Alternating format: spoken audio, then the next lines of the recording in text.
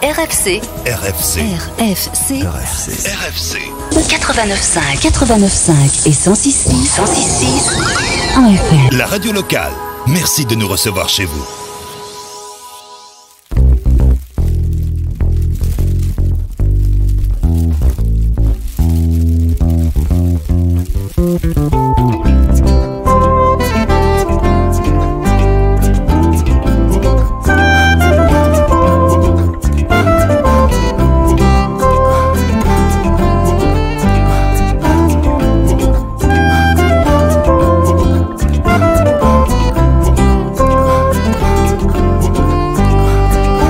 Bonjour tout le monde, mesdames, messieurs, bonjour. Bienvenue sur votre radio, Radio Fréquence Caraïbe. La radio de la côte Caraïbe émettant depuis le 1 boulevard du bord de mer, c'est le territoire de la ville du Carbet. Nos deux fréquences respectives restaient les mêmes, autrement dit 89.5 et 106.6 en FM. On n'oublie pas, bien évidemment, notre nouveau site web. Je vous invite d'ailleurs à faire un tour. C'est le www.fréquencecaraïbe.com. Comme annoncé justement sur notre site et nos réseaux sociaux, nous avons deux invités ce matin pour parler notamment de sécurité et pas que. C'est donc messieurs Musquet et j'ai bien dit c'est très bien, c'est parfait. Et Patrice, bonjour messieurs. Bonjour. Bienvenue dans les studios de Fréquence Caraïbe. Gaël, on s'est eu par téléphone, mais physiquement c'est la première fois. Tout à fait. Et puis monsieur Patrice, bienvenue donc dans les studios de la radio. Bonjour aux auditeurs de Radio Fréquence Caraïbe. Merci d'être avec nous. On va donc parler de ce salon qui aura lieu ce week-end, si je ne me trompe, le 28 et 29. Au Palais de Congrès de Mediana. Je salue Flora, elle se reconnaîtra. Et avant donc de parler de ce salon, est-ce que d'abord on peut présenter les structures qui vont donc organiser ce salon? Monsieur Patrice. D'accord. Donc du coup, ce salon est initié en collaboration avec deux structures, donc l'une de guadeloupéenne et l'autre martiniquaise. Oui. Donc c'est vraiment une collaboration. Alors on rappelle que Gaël est de d'acteurs. Je suis de la Guadeloupe, mais mon épouse est martiniquaise, elle est à côté. En fait, on est déjà unis par les liens du sang. Voilà, donc il ne sait pas encore, mais il est martiniquais. Pas dit ça trop. Ni problème en Guadeloupe. On salue les Guadeloupéens qui nous écoutent. Voilà, donc justement, et c'est pour ça que c'est un très beau projet, parce que voilà, c'est vraiment des acteurs guadeloupéens, martiniquais qui s'unissent, voilà, pour contribuer, notamment à élever une expertise, des compétences au niveau des différents territoires. Et notamment, nous avons Jadenco, qui est une structure qui est portée par Madame Brune Dolaïs, qui est plutôt une structure orientée sur l'aspect événementiel. Qui est basée en Guadeloupe.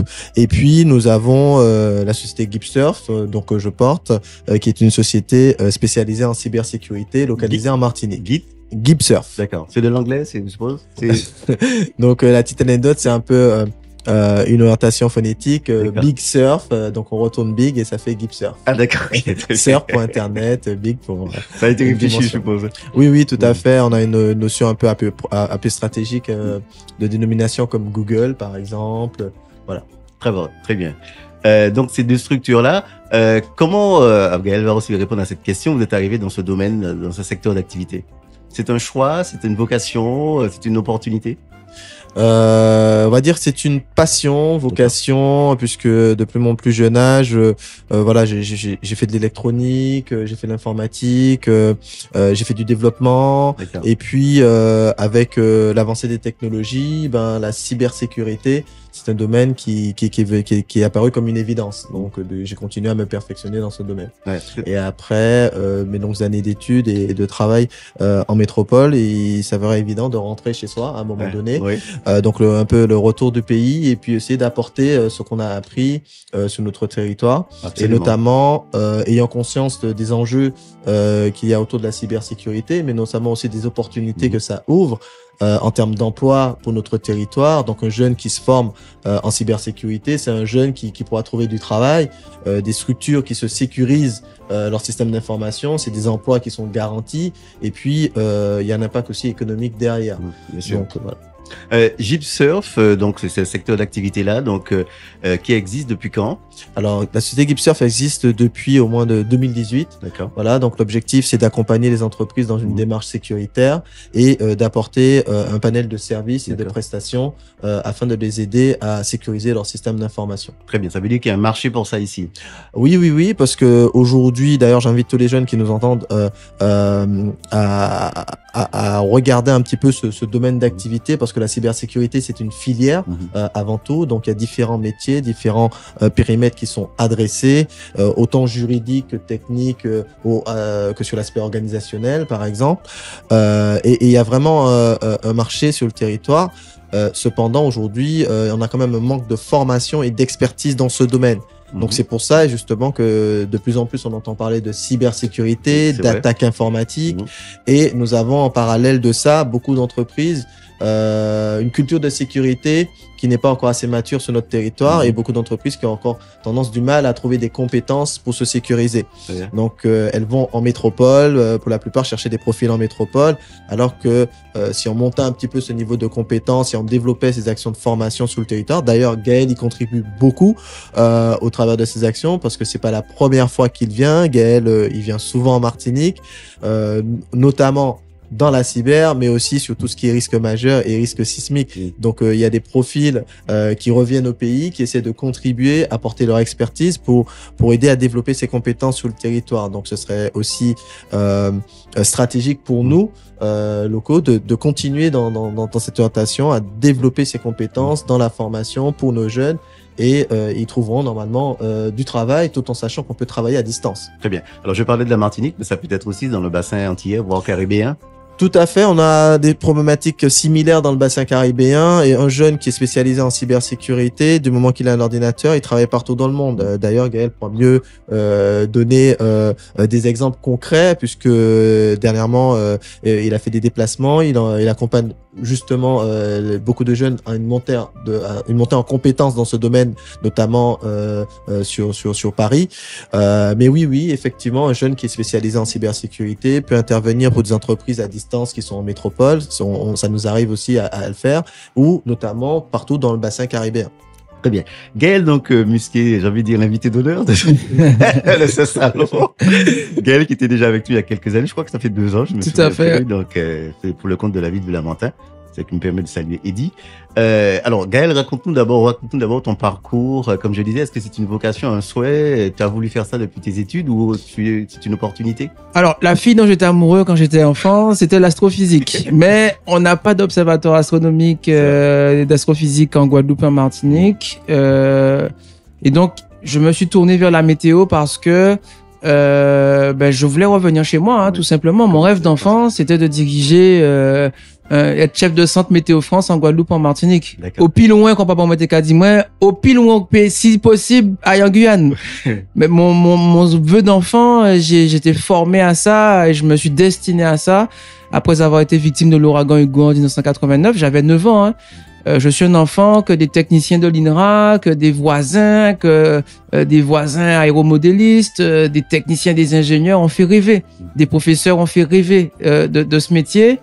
Et effectivement, quand je suis parti dans l'Hexagone en 2001, j'ai glissé en fait sur cette culture en fait de la cybersécurité, parce que ce qu'on me demandait en mission, ce que mes clients me demandaient régulièrement, c'était de faire des choses que personne n'avait fait avant, ou des choses pour lesquelles on n'avait pas les moyens financiers, les moyens humains, les moyens techniques.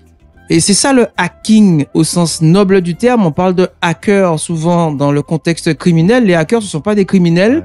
Malheureusement, c'est passé dans le langage populaire. Mais un hacker malveillant, c'est un pirate. Ouais.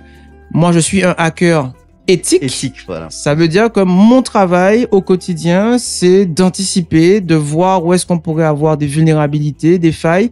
Comment on pourrait améliorer les systèmes d'information, les systèmes électroniques, les systèmes de transmission radioélectrique, les systèmes, les moyens spatiaux. Et donc aujourd'hui, je travaille dans le laboratoire de cybersécurité au campus cyber national, à Puteaux, à la Défense. J'accompagne à la fois le campus cyber et des industriels sur les enjeux de cybersécurité. Au cœur d'un programme qu'on appelle le programme de transfert au campus cyber, qui est dirigé par l'INRIA, qui est un institut national sur la recherche informatique appliquée. Et donc, mon travail aujourd'hui, c'est vraiment de trouver la porosité entre la société civile, le monde académique, le monde de la recherche, le monde industriel, et qu'on puisse former des talents, qu'on puisse aussi trouver des jeunes, mais pas que des jeunes, on a des reconversions. J'ai parmi mes exemples, un pêcheur qui s'est reconverti, un boulanger qui s'est reconverti à la cybersécurité. Souvent, c'est un métier passion. Le mien, en tout cas, c'est un métier passion. Bon, ma femme est à côté, elle peut témoigner. En tout cas, pas les savoir si elle est là. Et pareil, ça un travail aussi, à mise comme, et c'est ça aussi, la beauté de ce métier, c'est qu'il y a beaucoup d'enfants, qui ne connaissent pas ce métier. C'est ce que disait, c'est ça. Et qui capable, hein, faire l'hôpital, faire ordinateur, faire un téléphone. Et donc, notre boulot, c'est de les accompagner, de leur montrer quel est ce métier, les garder du bon côté de la force, comme on dit, qu'ils n'ont pas fait bêtises, qu'ils n'ont pas volé l'argent à Moon, qu'ils n'ont pas harceler Moon, mais que cette intelligence, cette capacité qu'ils ont, et je leur dis souvent, hein, ça vous donne un pouvoir. Ouais. Pouvoir là, ça, ils peuvent servir pour faire mauvais bitin ou pour faire bon bitin. Donc, si ils ont envie de travailler en domaine là, ça, il y a des formations, il n'y en a pas assez. Et donc, l'idée pour nous, avec Francis, hein, c'est de faire découvrir nos métiers, de leur montrer comment on peut embrasser ces filières-là. Votre rencontre s'est faite comment? Je n'ai pas posé la question. Il m'a invité. Alors, la petite anecdote, c'est que bon, ça faisait quelques années que je suivais Gaël de par ses travaux, puisque c'est l'un des premiers qui a éprouvé les systèmes d'information de la sécurité de la Tesla. Donc forcément, la voiture électrique. Voilà. Et à l'époque, et moi, je ne pousse mon temps dans ce domaine, donc je faisais très attention aux différents acteurs clés dans ce domaine. Et forcément, je vois qu'il y a un Antillais, je vois une petite tache noire quelque part. Je me dis, ah tiens, il y a l'enfant du pays qui est là. Et du coup, j'ai commencé à le suivre. Et puis, comme nous organisons aussi, toujours dans cette démarche de sensibilisation, acculturation et transmission d'informations et de connaissances, des webinars que nous mettons à disposition gratuits au sein de la communauté pour pouvoir partager des compétences et des connaissances. Et un jour, j'appelle Gaël. Et je lui dis, Gaël, écoute, je suis en train de monter un webinar axé sur la cybersécurité et j'aimerais t'inviter que tu puisses partager avec nous ton expérience, tes compétences, avec comme objectif de transmettre un peu et de valoriser un petit peu ces métiers auprès du territoire pour qu'ils soient connus, notamment des jeunes, et puis sensibiliser aussi les entreprises.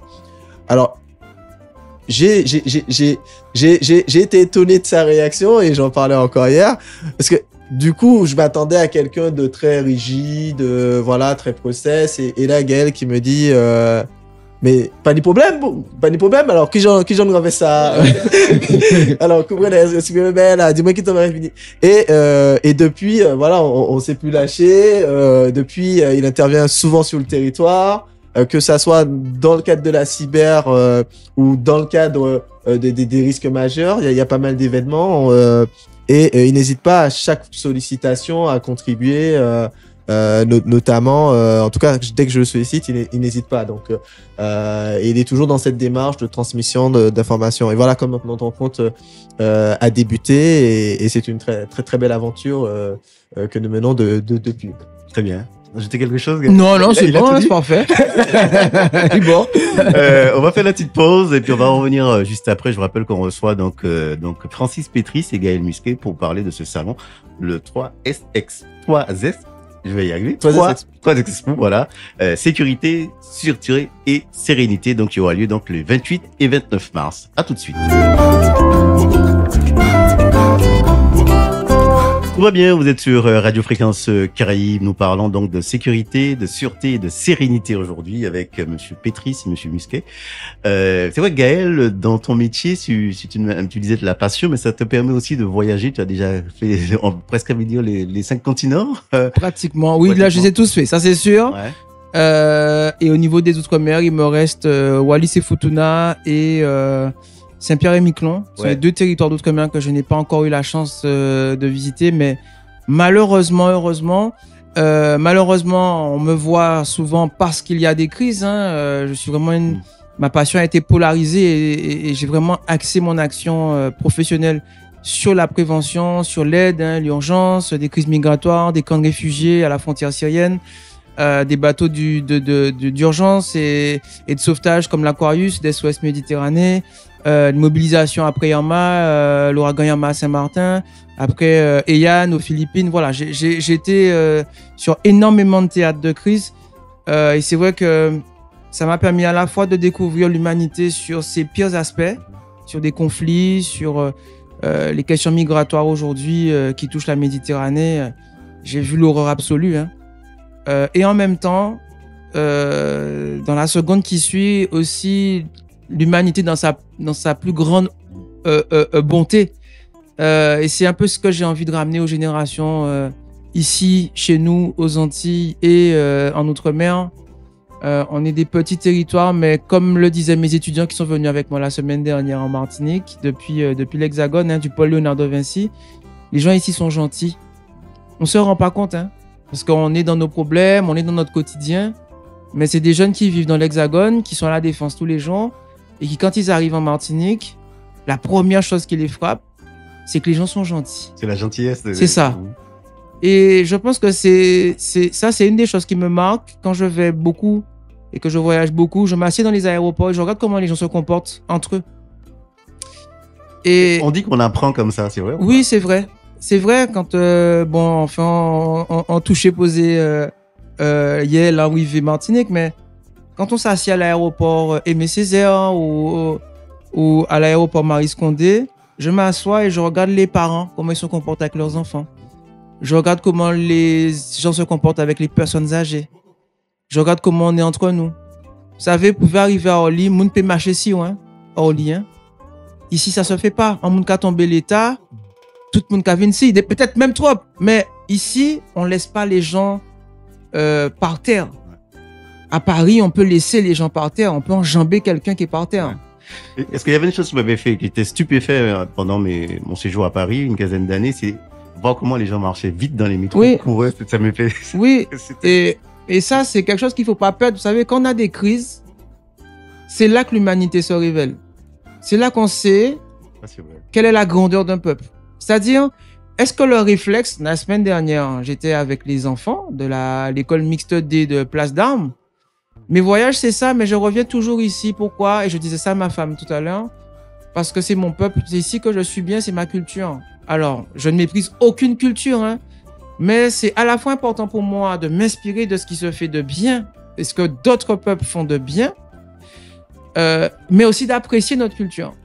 Et quand je vois les enfants du Lamentin se tenir la main, courir, être joyeux, je vois les professeurs prendre soin de ses enfants, je vois le directeur de l'école prendre soin de ses enseignants, quand je vois les parents d'élèves qui sont sensibles et qui me disent « Je ne savais pas que mon enfant était en zone submersible tsunami. » Mais ouais, mais quand nous avons fait éveil.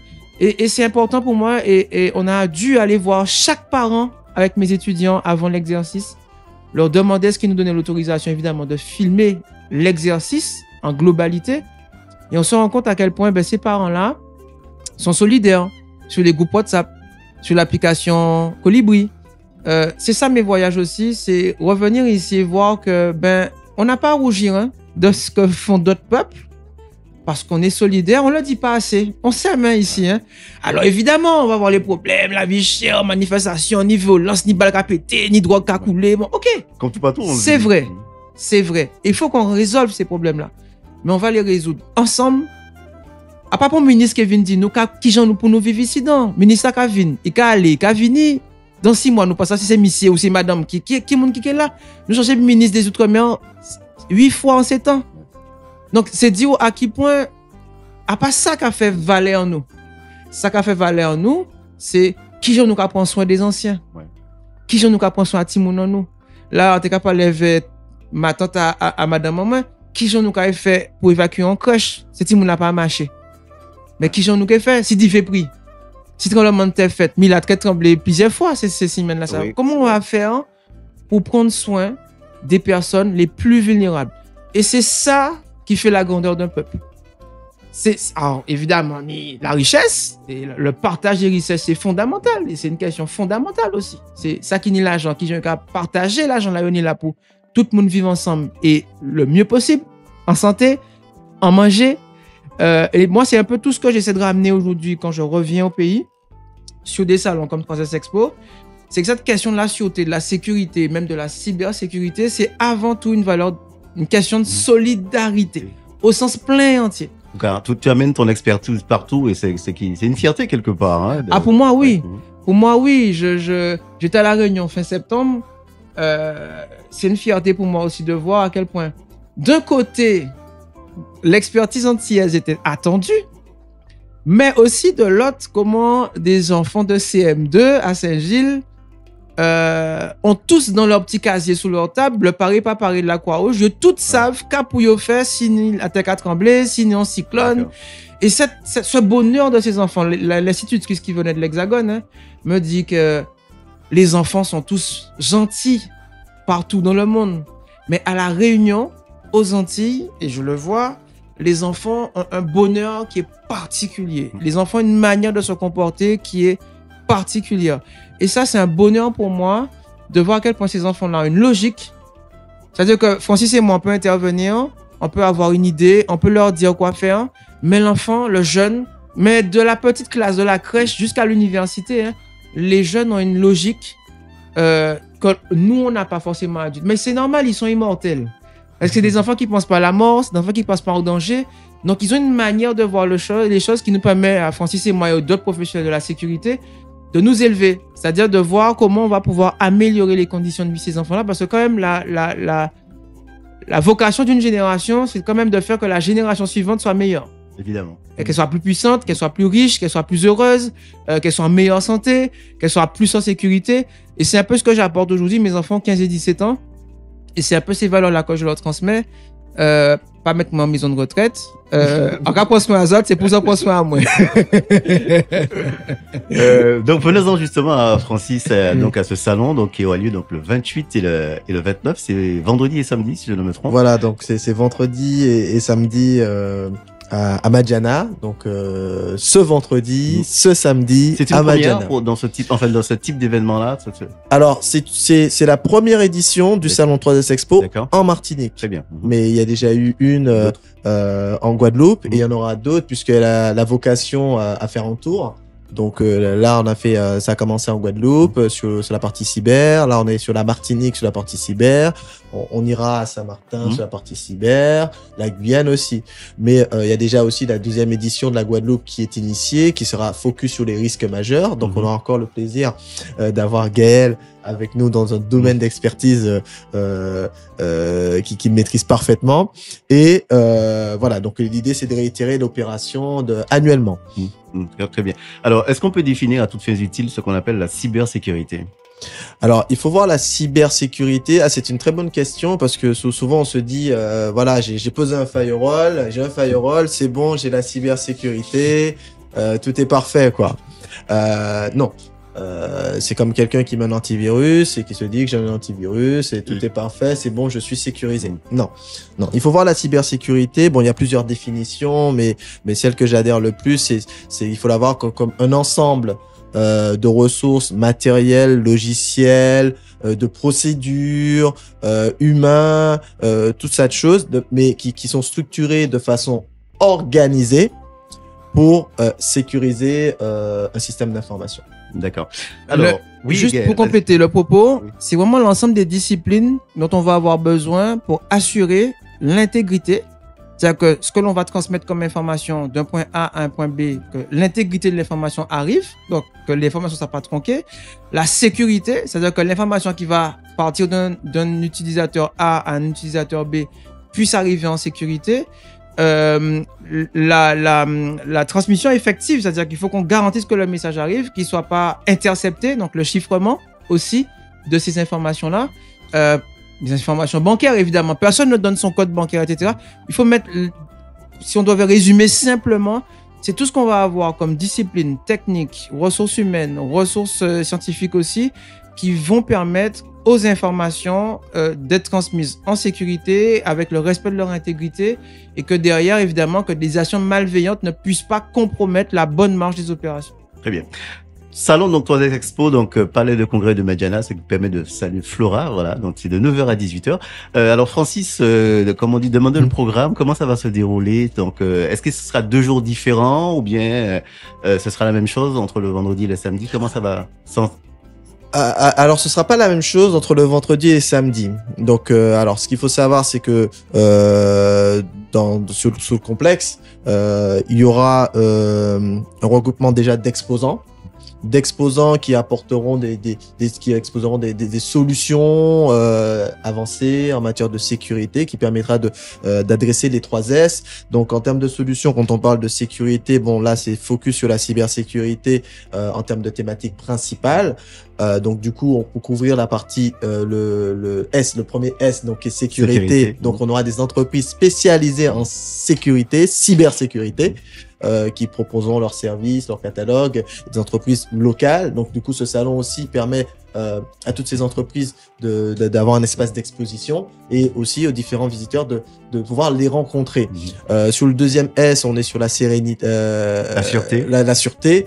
Donc là, sur la sûreté, on est plus sur la sécurité physique et autres. Donc, on aura aussi tout ce qui est par exemple des sociétés spécialisées dans la vente d'installation de caméras, de gestion d'incendie, des choses comme ça. Et puis l'orientation sur sérénité, on aura aussi des regroupements peut-être de sociétés axées sur tout ce qui est gestion des risques, assurance quoi. Donc là c'est un peu le pôle exposition.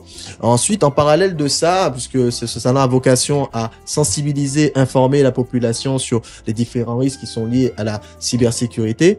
Donc pour tout public, que ça soit professionnel, institutionnel ou particulier. Donc il y aura un panel de conférences, d'ateliers, de tables rondes. Donc par exemple pour répondre à certaines problématiques dans ce domaine. Un simple exemple, aujourd'hui quand il y a en cas de cyberattaque, une entreprise ou un particulier ou un organisme doit porter plainte rapidement, doit aussi respecter des délais légaux pour porter plainte.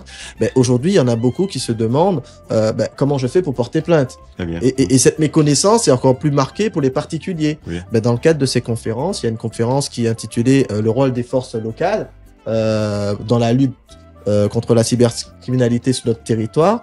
Il y aura des interventions d'acteurs du national, notamment, qui viendront expliquer un petit peu le rôle de chacun.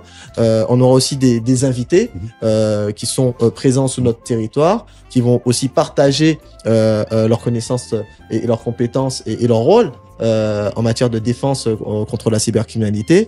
Il y aura des ateliers qui visent à permettre, par exemple, à des personnes, des particuliers, de sécuriser directement leur téléphone. Il y aura aussi Gaël qui va intervenir par exemple sur la journée du samedi pour expliquer les différents risques autour des objets connectés, et notamment des voitures. Voilà, il partagera aussi son expérience. Il y aura vraiment un beau retour d'expérience. Voilà, donc c'est vraiment global. L'idée c'est vraiment sensibiliser, informer et que les visiteurs qui viennent à cet événement puissent non seulement rencontrer les professionnels visiteurs, que ce soit entreprises, toute nature, puissent rencontrer les professionnels qui sont des exposants qui pourront les accompagner, les aider à se sécuriser et que eux aussi puissent aussi retrouver des informations pertinentes pour mettre en œuvre des bonnes pratiques au quotidien et aussi se sécuriser rapidement parce que la cybersécurité ce n'est pas négligeable à l'heure actuelle où on vit un système d'information qui est inactif, donc on a un impact sur la disponibilité, peut avoir des conséquences non négligeables autant sur l'entreprise que sur notre territoire. Alors Gaël, sous ton intervention de samedi, est-ce que c'est des choses que tu as déjà préparées ou bien tu prépares en fonction du salon? Je rappelle aussi que j'ai dit que tu es hacker éthique, mais tu es chevalier d'ordre national du mérite. Il faut aussi le préciser. Alors, je m'adapte toujours, mais effectivement, c'est des shows que je fais dans l'Hexagone et à l'étranger. D'accord. Autour d'un véhicule. J'ai un véhicule atelier. C'est un véhicule que j'utilise pour montrer les 5 vulnérabilités types qu'on a sur les véhicules. Alors, pourquoi les véhicules? Parce que c'est un objet qui parle à tout le monde. Tout le monde sait ça qui est en voiture. Et ça permet de 7 à 77 ans de comprendre en fait les enjeux. C'est important de vulgariser. On est sur des sujets techniques qui sont pas anxiogènes. et d'expliquer aux gens voilà, qu'on a des vulnérabilités physiques avec les clés de voiture, on a des vulnérabilités radio, c'est que les radios, donc les télécommandes des voitures, les valves de pneus qui sont connectées, les réseaux Wi-Fi, Bluetooth qui sont utilisés par les véhicules, on a des vulnérabilités logicielles, dans les logiciels qu'il y a dans la voiture. Maintenant, il faut mettre à jour sa voiture. Comme un téléphone. Les voitures aujourd'hui, voitures électriques, par exemple, c'est un téléphone sur roue. Les gens ne s'en rendent pas compte, mais aujourd'hui, ces véhicules qui roulent, ce sont des ordinateurs, en fait, qui roulent. Ou quand on vend l'auto sans la clé actuellement. Exactement. Et ce qu'il faut comprendre, c'est que le vol de véhicules aujourd'hui, à 90%, comme tu viens de dire, c'est de la ruse électronique, c'est de la malveillance informatique. 90%. Il y a 144 000 vols de voitures par an en France. Ça fait une voiture volée toutes les 4 minutes. Donc, la question de la cybersécurité dans les véhicules, c'est une question centrale. La France est le plus mauvais élève d'Europe sur ces questions de vol de voitures et donc, par rebond, de cybersécurité des véhicules. Et donc, moi, ce que j'ai voulu faire, c'est montrer aux gens à la fois comment sur un objet du quotidien, ils peuvent être vulnérables et comment ils se protègent. Et en même temps, travailler aussi avec des jeunes qui s'y connaissent, avec des préparateurs automobiles martiniquais, des préparateurs automobiles guadeloupéens, réunionnais, qui m'ont beaucoup appris. Beaucoup. Ce sont des professionnels et des passionnés parfois, souvent, plus des passionnés d'ailleurs que des professionnels, qui connaissent mieux les véhicules que les concessionnaires ou que les réparateurs eux-mêmes. Et donc, ce qui m'attriste d'un côté, c'est que cette compétence antillaise n'est souvent pas valorisée. C'est-à-dire que c'est beaucoup à choquer ces voitures. Et madame aussi, il y aura choqué voitures là, mieux qui ont réparateur, qui ont garagiste. Mais il n'y a aucun diplôme. Il n'y a aucune certification pour ça. Et les manques en Europe, les manques à voyager, il y a même là, on apprend tout ça. En cas de on apprend ça en l'arrêt là, avec des gens qui sont passionnés à voiture, des techniciens, des ingénieurs de chez Bosch, de chez Valeo, de chez Continental. Et c'est ça qui est intéressant pour moi au campus cyber aujourd'hui et dans les campus cyber régionaux, c'est que cette expertise ultramarine, on doit la porter parce que c'est un vecteur de résilience. Une fois que la personne sait quelles vulnérabilités vont être exploitées par des criminels, elle peut mieux se protéger. Et c'est ça qui est intéressant, c'est pour moi, en fonction des questions des gens, en fonction des réactions des enfants, parce que je me retrouve aujourd'hui avec des enfants qui ont 14 ans et qui savent voler des voitures. C'est ça la réalité du terrain aujourd'hui. C'est presque flippant. Alors, oui et non. Oui d'un côté parce que, on va dire, mais attends, qui genre des gens qui n'ont bac plus 5, 10, 15 ans d'expérience, qui ont construit des voitures, qui ont mis 2, 3, 4, 5 ans, 10 ans pour concevoir une voiture, et on y plein de diplômes. Voiture là qui a sorti à garagiste là, et les gendarmes et les policiers nous le disent. L'outil de vol de la voiture sort en même temps que la voiture en concession. Et si moun la volé voiture là à 14 ans, si moun la ni bac moins 4. Et puis, compétent, qui ont moun qui ni bac plus 5, bac plus 10 qui a volé voiture. Parce que le résultat, c'est ça. On peut discuter de quelle formation, ok, mais à la fin, l'enfant a une compétence. Donc, est-ce qu'on ne peut pas inspirer nos jeunes, plutôt qu'ils aillent sur la voie de la délinquance, et leur dire, ça aura fait là, ou peut faire, mais au lieu où faire pour un groupe criminel qui a dit, combien vous vendez voiture là, le voler, venez vers nous, expliquer ces constructeurs-là, expliquer ces équipementiers-là, qui gens nous caillent sécuriser voiture là. Là, quand je repars de la Martinique samedi, je dois repartir impérativement samedi, parce que lundi matin, ma voiture doit être exposée à Lille sur le forum international de cybercriminalité qui s'appelle maintenant InCyber, parce que malheureusement, je suis parmi les seules personnes en Europe à faire des shows, c'est-à-dire à monter sur scène avec ma voiture et à expliquer comment les voitures aujourd'hui peuvent être attaquées, mais surtout comment on peut se protéger. Et cette compétence-là, elle est tellement rare qu'on se bat aujourd'hui avec l'éducation nationale pour qu'on puisse avoir des formations de cybersécurité automobile, de cybersécurité dans les transports, parce que malheureusement, on a beaucoup progressé, et ça c'est bien, en sécurité routière. On est quand même passé entre 1972 et 2025 de 18 000 morts en France sur la route tous les ans à 3-4 000 morts. Alors, toujours ni trop, hein? Oui. Toujours ni trop, surtout ici. Mais ce qu'il faut voir, c'est que la sécurité routière a permis aux véhicules de s'équiper en airbag. Bon, malheureusement, ni pour le airbag là allait. De s'équiper en freinage d'urgence, de s'équiper en système d'anti-blocage des roues. On a beaucoup progressé. Comment on a fait? Eh bien, on a informatisé la fabrication de ces voitures-là et on a mis des ordinateurs à bord. Donc, les voitures sont beaucoup plus sécurisées pour nous protéger, nous, humains, physiquement. Malheureusement, le corollaire de ça, c'est qu'on n'a pas assez sécurisé ces ordinateurs et que malheureusement, ces ordinateurs deviennent des portes d'entrée pour les voleurs. Donc, l'idée samedi, c'est d'expliquer qui j'aurai sécurisé en voiture, comment on fait attention, comment on va former aussi et inspirer nos jeunes pour qu'ils prennent la bonne voie, pas la voie criminelle, mais la voie du hacking éthique, de la cybersécurité automobile, de la cybersécurité des transports, parce qu'il n'y a ni l'argent, on peut parler aussi d'argent, c'est une filière qui paye bien, les salaires moyens sont de 40 000 euros bruts par an, on a plus de 60 000 postes à pourvoir et on recrute de bac plus 2, de bac pro même, de bac pro, à partir du bac pro, les bacs pro Ciel et SEO, jusqu'à bac plus 8. Donc, qui ont un métier, qui n'ont pas un métier, qui ouvrent ni place. Ouais. Et encore une fois, nos jeunes d'outre-mer n'ont pas à rougir. Ils sont extrêmement bons, extrêmement performants.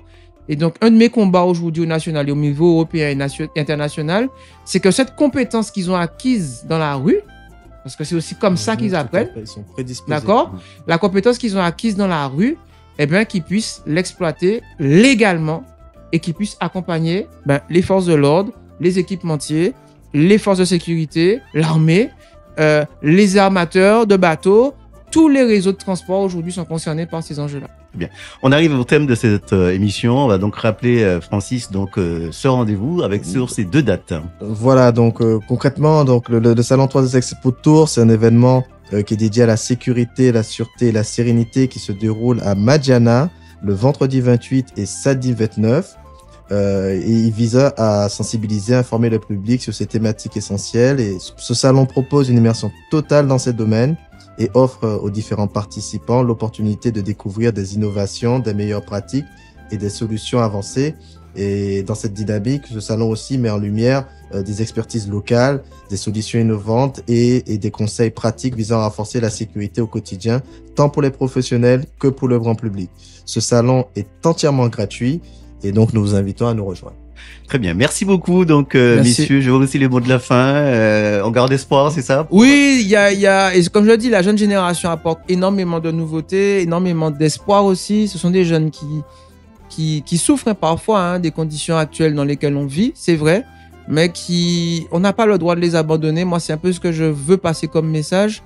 Il appartient à ma génération qui est aujourd'hui en situation d'être parent, de faire rêver comme moi. Moi, je suis un enfant qu'on a fait rêver. Je suis un jeune qu'on a fait rêver aux Antilles et c'est pour ça que je reviens parce que c'est à mon tour aujourd'hui de donner ce que j'ai reçu ici. Je suis parti à 21 ans, donc c'est à mon tour aujourd'hui à 45 ans de redonner à cette génération. Et le Salon 3S Expo, c'est une opportunité pour moi de transmettre. Très bien, merci donc Gaël, merci Francis, et puis rendez-vous ce week-end au salon donc du côté du Palais de Congrès donc de Madjana, c'est vraiment passionnant. Vous reviendrez, je suis. Oui, pas de problème. Encore vous venez en mai, en juin, en juillet, marquez là. À bientôt, messieurs, à bientôt.